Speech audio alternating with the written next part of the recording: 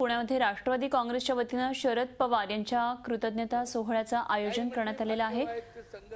शरद पवार यांच्या अमृत महोत्सवी सोहळ्यानिमित्त पुण्यामधल्या रेसकोर्स मैदानावर हा कार्यक्रम होतोय। वयाची 75 वर्ष पूर्ण झाल्याच्या निमित्ताने गेल्या काही दिवसांमध्ये शरद पवार यांच्यासाठी ठिकठिकाणी कार्यक्रम झालेले आहेत। यापूर्वी दिल्लीमध्ये, त्यानंतर मुंबईमध्ये आणि आज आता पुण्यामध्ये होतोय। राष्ट्रवादी पक्षाच्या वतीने आयोजित हा मात्र पहिलाच कार्यक्रम आहे।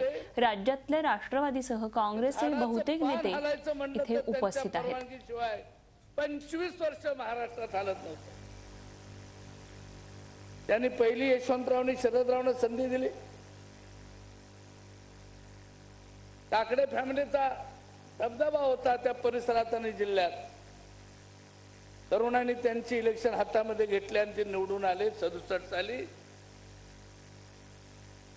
सगळ्यांनी सांगितलं हा पडेल। यशवंतराव म्हणाले थम्पिंग मेजॉरिटी असायची काँग्रेस, पडला तरी कमी होईल। पुढे 5 वर्ष विधानसभेत उत्तम काम केलं।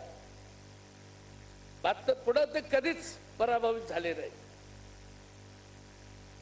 72 साली वसंतराव दादा प्रदेशाध्यक्ष, वसंतराव नाईक मुख्यमंत्री। इंदिरांच्याकडे गेले, इंदिराजींच्याकडून 20 लोकांची यादी घेऊन आले।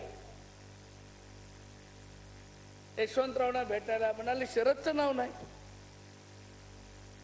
यशवंतरावनी इंदिराजींना फोन केला आणि 21व नाव यांचं आलं आणि मंत्रिमंडळात राज्यमंत्री झाले। तेव्हापासून प्रवास करत करत चौफेर प्रवास।